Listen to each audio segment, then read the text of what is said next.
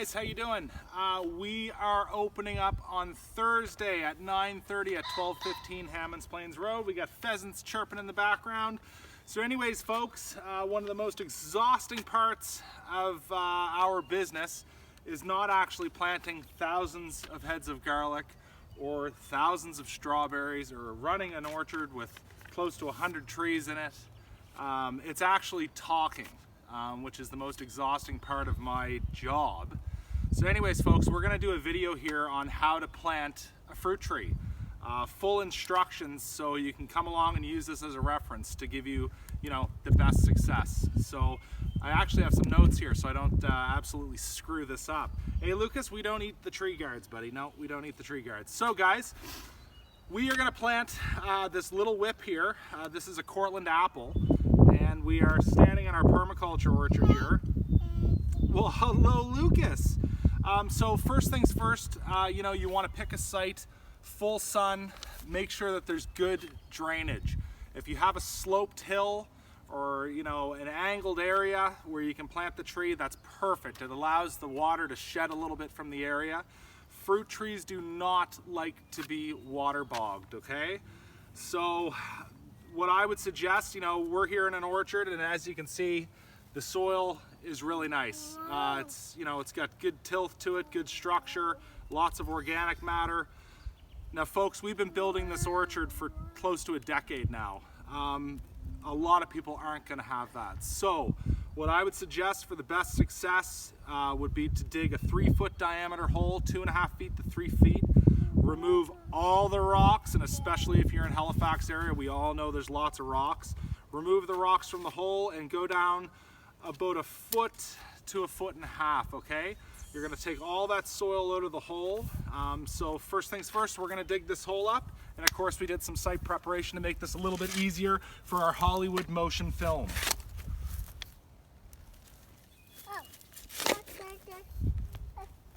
Yeah, buddy. So we don't have to dig a 3-foot hole because we've got lots of great soil here. And I'm still hitting rocks after 10 years. So this is going to be a little bit different, but like I say, do the diameter hole that we were talking about. Before you even dig, remove the soil, the sod. Take all the grass and the sod and put it off to the side. We'll get back to that later. So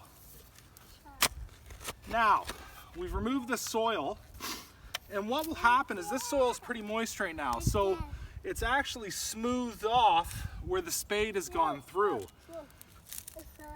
And what that will do is actually create a bowl, and these roots from this tree might not penetrate that bowl because the soil's been smoothed off. So we actually want to stab the outsides of the hole, and of course I forgot my pitchfork. The 7 P's.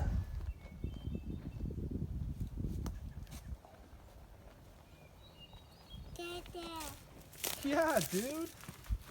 So we're gonna stab the bottom and the sides of the planting hole and aerate that so we can make that the least amount of resistance for these tree roots to go. So now that we're there, what else are we gonna do that we're not going to miss? Okay, so we've got a little bit of lime here, and over time, the sweetness of the soil will start to go back a little bit acidic. So we're gonna add just a little bit. Follow the manufacturer's instructions. I don't work for this lime company. We aren't gonna put as much, depending on the history of your property. If you're planting this in a lawn that has been limed for years and years, you might not even have to do this, to be honest. So we're gonna put a little bit of lime in the hole here. We're gonna mix that around a bit with the soil. Okay, and then we're gonna get to the tree. Now, our trees have been dipped with mycorrhizal fungi. And we're not gonna get into the whole science and ins and outs of mycorrhizal fungi, but if you do have more mic products sitting around, certainly put a little bit of that on the tree roots. And what that will do basically, long story short, this mycelium network from this type of fungi will attach to the root system and actually extend the root system of the tree. Like I say, we've already done that. We've dipped these trees before we planted them for you. If you want to put some humic acid or something like that in the hole, that's also completely fine. Once again, follow the manufacturer's instructions, but do not put anything else in the hole. Do not put compost in the hole. Do not put manure in the hole. Nothing. If you make a nice warm bed for this tree, what do we all do when we have a nice warm bed? We don't want to get out of bed, and that tree will stay in that hole and not branch its way out through the soil to find more nutrients. So do not do that. I can't stress that enough. Now, our trees are in grow bags. The top of the soil in your tree when you get it might look dry. Check daily until you plant the tree manually with your hand. These bags are very deceiving. The soil is very deceiving. This is actually, you can see, very dark. It's nice and moist. But on the top of the soil, it looks very dry. So do not indiscriminately water these trees. There's very little drainage in these bags and you will drown the tree, okay? So we've got the hole dug, all stabbed. We've got it amended with just lime in our case. Now we're gonna go for the tree. So we're just gonna cut into the bag gently, being careful not to cut the root system. And we're just gonna tussle this little tree out. Okay, and this little whip has quite the root system. Okay, now we have the graft union there. This is the type of rootstock, and this is the cultivar of tree. In this case, this is Cortland, okay? This graft union here, it looks like a bump, and we'll have a blow-up picture here to show you. This must 100% be above the soil line, okay? So we're gonna do the planting depth on the tree right to here. And there's the graft union. So a good inch or two, at least, minimum. So we're gonna check the hole. We're still a little high here. Now, you're gonna wanna let the roots naturally go where they go. Do not dig or plant the tree to the size of the hole you're willing to dig. Dig the hole to the root system, okay? You can see here we've got a root that comes way off to the side. We're gonna dig over to the side to accommodate that root system, okay? Now we're at the proper planting depth for this tree. I'm just gonna take this guy here. So you can see here at the bottom of the handle is the soil line, okay? There's the graft union right here. So we're good. So we're gonna backfill the hole gently. Just a little bit of soil, making sure not to put any sod, fresh green sod, down into the hole. We're about halfway full now, and we're just gonna give the tree a little tussle up and down and settle the soil around the root system, okay? Break up any big clods of soil. We want good contact to the tree, to the root system. And we're just gonna keep going like that as we go.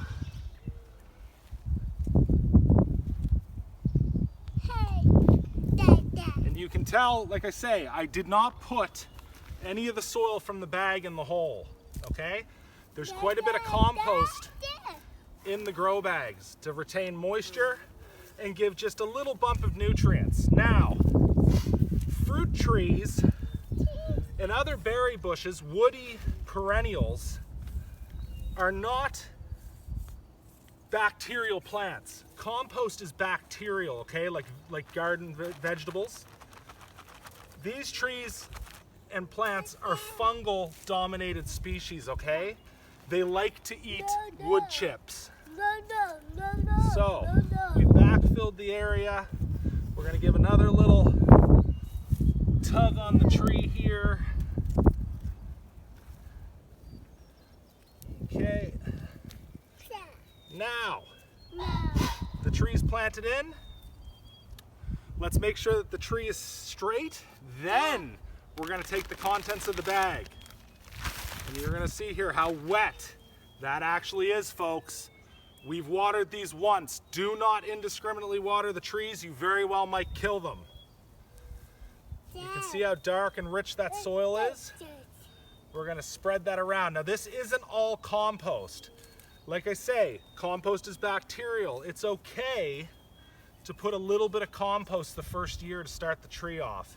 But predominantly, the tree wants wood chips. You want to heavily mulch the tree. So what I'm doing now is I'm actually making a well around the tree. The first year with this fruit tree, if you get into very dry and arid weather, which is not uncommon, we're probably due for one because we had a nice rainy season last year, you're going to want to help and assist this fruit tree with moisture for the first year. After that, do not do it because, you know, we have a son or a daughter that's never gotten out of the house because you spoiled them. Well, they become reliant on you, and this tree will become reliant on you, and I can assure you, for the next 30 years, you do not want to be watering this tree every week. So, the first year you can water. After that, let the tree to its own devices. So, we've got the tree planted, we've got a well put in place. What we're gonna do also, oh, you all right, Lucas? Sorry, buddy. Yeah, I should have came in and tamped that in with my foot firmly. Not like crazy, but do that before you make a well and waste your time having to redo the well like I'm about to do. Shallow, it should be a tiny bit deeper, but we'll fix that.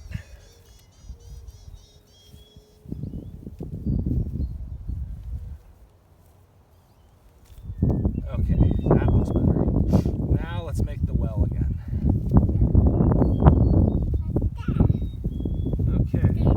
So, that's it. Now, I don't have any mulch on hand right now. What you'd want to do next is come in with a good 2 inches, possibly even 3 of mulch. And as the tree grows, the drip line, which is the edges of the branches, is almost to where your mulch can go, up into about 4 feet, okay? And then after that, you don't have to, you know, keep mulching the tree if it gets, you know, 15 feet wide, okay? So, the next thing you're going to want to do, this tree is going to need support. So we have a stake here, and we're not going to put this in because I've got steel stakes, but you're going to want to stake the tree, okay? Whether you want to do a series of 3 stakes and use some kind of fabric or rubber that's not going to hurt the tree from moving and chafing the tree, okay? So you can do a series of 3, or you can put one big stake in and lash the tree to it, okay? Like I say, we're not going to do that for this video. Now, the most important thing, and I've probably done this for your trees already, now we're going to prune the tree. So you can see this 1-year whip, wherever we make the pruning cut, about 16 to 18 inches down the tree, these buds are going to wake up and now start the scaffold branches coming off the tree, the structure of the tree. So this might look a little bit severe, but we want a low canopy because I don't like getting up on ladders. And I'm actually going to cut this tree just about in half. Now you can see there the cambium layer. These trees are very healthy. They're just waking up. This is the best time to plant a tree, folks. So, other than a little bit of compost, if you have a little bit of rotted manure around, and then like I say, wood chips, natural wood chips. Do not put dyed wood chips on the tree. Mulch it heavily. For the winter time, you're going to need to get some tree guards, okay? What the tree guards are going to do is protect the tree from voles and mice. They will come in under the snow in the winter and they will go right around the cambium layer of the tree and kill the tree. They'll girdle the tree, okay? So let's just make sure we've got everything here. We've covered the hole, a 3-foot hole by foot and a half deep. We've amended our hole with lime. So you definitely, you know, fruit trees like 6 to 7.5 pH. That's a neutral pH. We've already added mycorrhizal fungi, but you can certainly add some more. We've already added a little bit of compost, a little bit of mulch. We've got a little 2.5-year-old to tap the tree in. The next thing we're gonna do is we're gonna water this tree in heavily, okay? Really soak it good. It's been pruned. We have a stake for the fruit tree. And that's it, folks. So when you want to monitor the tree for moisture, come out manually beside the tree, guys. and grab a handful of soil. If it's moist, leave the tree alone. Don't drown the tree. It just needs a little bit of moisture underneath the mulch. Mulch will also help not only feed the tree, but retain moisture as well. Now that the tree has been tamped in, it's a good idea to make a legend in your house, especially if you have a few different types of fruit trees. Of course, with apples, apples are self-sterile. You're going to need 2 different cultivars of apple tree within the same pollination group to cross-pollinate each other to get fruit. Peaches, on the other hand, are self-pollinating, but I always recommend to our customers having a different cultivar of peach, even though they are self-fruitful or self-pollinating, will always improve the amount of yield, the amount of fruit that the tree will bear. We've got that well done. We've got the tree tamped in, it's straight. You know, you're gonna have some sort of support for the tree. Now, if you guys more than likely will have sod, now is the time you can come in and you can flip the sod around and put the sod on top, okay? You can put your mulch over top of that actually. Now with the mulch as well, do not mound the mulch up around the tree like a pyramid, okay? You actually want about a 2-finger gap around the tree. Reason being is that tree might root into the mulch, okay? The whole reason why we had the graft union above the soil line is that if this cultivar, being Cortland, roots into that mulch, you're going to lose all the benefits of that rootstock. And we're not going to get into that because there's a lot of information with the rootstocks, but you don't want that to happen, okay? Fruit tree distance. You know, I wouldn't space or put these trees any closer than about 12 to 13 feet. And definitely don't put the trees farther than 20 feet max apart from each other, okay? Especially for apples and pears that need the cross-pollination, okay? So no closer than 12 feet, no farther away than 20. Okay, folks? Okay, folks, we have to talk about our furry little friends. Deer are a major issue. Even worse are these spiny little buggers, these porcupines. So the most economical way to protect your tree is to individually fence them, whether you want to use chicken wire, hardware cloth, or even possibly bird netting, just to keep these animals away from the trees while they're young and can't take the punishment that they will dish out to the trees. That's pretty much it. So, I'm excited for you guys to start your backyard orchard. Thank you so much for supporting our small farm. We really appreciate it. It makes a huge difference. Best of luck growing, and you can certainly contact me if you have any questions, and possibly even Lucas can answer some questions for you.